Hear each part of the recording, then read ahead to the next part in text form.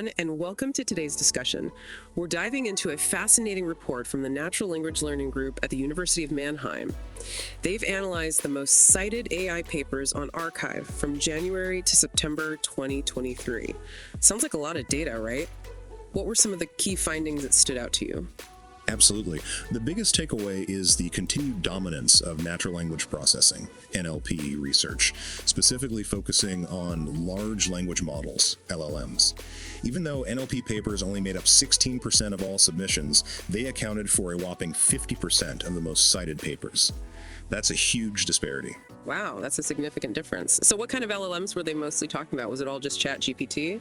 Not just ChatGPT, although that was certainly a big player. The report highlights a broader range of LLMs like LLaMA and multimodal models, those that can handle both text and images. There's a clear trend towards practical applications of LLMs, evaluating their performance, and exploring how to combine them with computer vision. Multimodal models, huh? That sounds really cool. So if NLP is dominating, what about other areas like machine learning, ML, and computer vision, CV? ML and CV were also heavily represented in the overall submissions, but not as much in the top cited papers. The report shows that the US dominates the field, both in industry and academia, followed by China. Europe, unfortunately, lags behind significantly. That's interesting. It seems like there's a geographical imbalance in AI research. Did the report offer any insights into why that might be the case? The report doesn't explicitly state the reasons, but it does highlight the overrepresentation of U.S. industry in the top 40 most influential papers. This suggests that funding, resources, and perhaps even the structure of the research environment might play a role.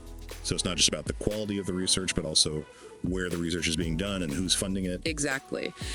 The report emphasizes the importance of considering factors beyond just the paper content itself, like geographical distribution and institutional affiliations.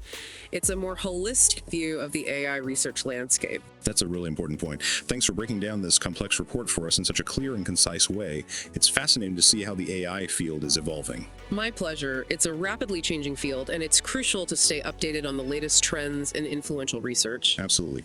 And this report provides a great snapshot of where things stand right now. What about the methodology they used? How did they determine which papers were the most influential? They used a normalized citation count, calculating a z-score to account for the fact that older papers have more time to accumulate citations. They also averaged the z-scores across different ways of dividing the data into weeks to make the results more stable. That sounds like a pretty robust methodology.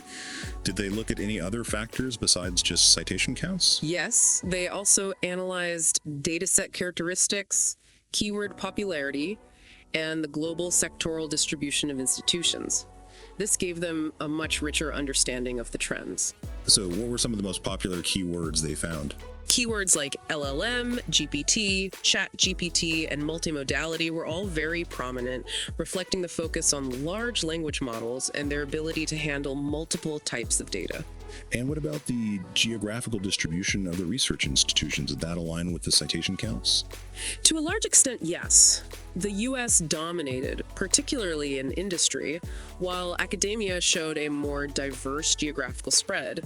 China was a strong second, but Europe was significantly underrepresented. That's a pretty stark contrast. What might explain that disparity?